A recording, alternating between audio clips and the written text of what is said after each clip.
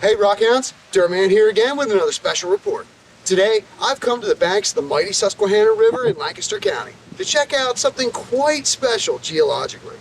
This is Wind Cave, also known as Cold Cave, the largest tectonic cave on the East Coast, and possibly in the entire country.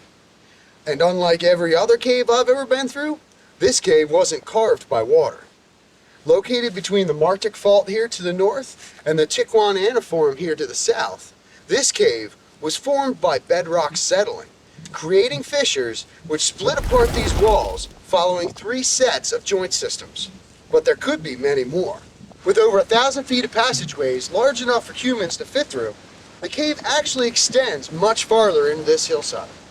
According to the Pennsylvania Caves Bulletin G3 from 1932, the wind is due to currents of air entering narrow rifts at the river's edge and circulating through the rift for at least 1,000 feet, making the entire cave 38 degrees year-round. Let's go take a look inside. The average cave temperature for Pennsylvania is between 50 and 57 degrees. So at 38 degrees, this cave is way colder than the rest. Whoa, little icy. Oh my. There's a whole load of icicles up here. All right, we're not going up here. I want to get up there. That's a beautiful hotel. I don't think there's any way I'm going to get up there. And with an average cave temperature of 38 degrees, in the summertime, these walls condense the hot, humid air and form water droplets, making this cave very cold and very wet in the summertime. In the wintertime, it's supposed to dry out. However, that's not what I found today. There's icicles everywhere. And in fact, I can't go far into the cave because the floor is covered with ice, making it too treacherous and dangerous to make it very far in. These jagged walls are Octoraro Formation schist, made of muscovite, chlorite, quartz, and flakes of mica, which, to me, are beautiful rocks. The one thing you may find here in this cave when you come to visit is a good old Allegheny cave rat running along one of these ledges. That's about the only thing that'll live in this cave.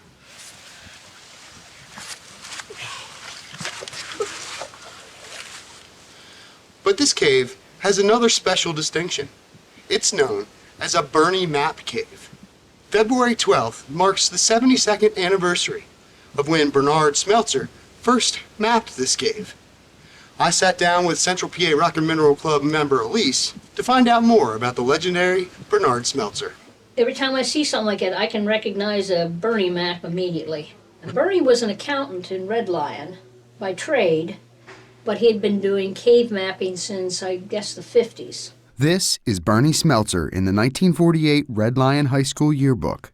2 years later, in 1950, he mapped Wind Cave. By 1992, he had mapped over 140 Pennsylvania caves. So he and I got together, and every weekend we'd go out and do mapping. Oh, wow. Or go to caves. And we did this for 4 years. Wow. And one day I'm at my apartment, and the phone rings, and this is Dr. Nick Crawford from Western Kentucky University. I'm thinking, do I know him? No. He says, we'd like to offer you a full scholarship to go to Western Kentucky University for speleology. Are you interested? Yeah, I think I am. So, Wow. Headed to Kentucky, and then I spent a lot of time working at Mammoth Cave, etc. Wow. Yeah, I worked for Jim Quinlan, who is the park geologist. And then at some point I moved back to Pennsylvania, probably, I guess that was 91, 90, somewhere in there. And Bernie and I picked up where we left off. Wow. And he would not admit to calling Western Kentucky University. I'm sure he did it. I learned an awful lot from him, not only about the caves and that kind of thing, like surveying and how caves are formed and how to map them. His knowledge of geology would rival a lot of the geologists. And he didn't have a degree, right? No. When you read his stuff, it wasn't just, here's a nice map. He had all the geology in there as well. But he would sit there and say, such and such formation, this is a dip, this is a strike. If there was a fossil, he'd know it. I remember him pointing out fossils in some of the caves. Yeah, he knew exactly where they were. Bernie also was a very avid fossil collector. His basement was a walking museum. And I got to literally handle them, and he taught me how to clean all the fossils. Being able to touch When he them is handed me a different. saber-toothed tiger skull, I'm like, wow. Yeah, yeah.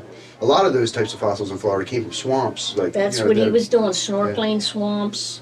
Yep. Wow.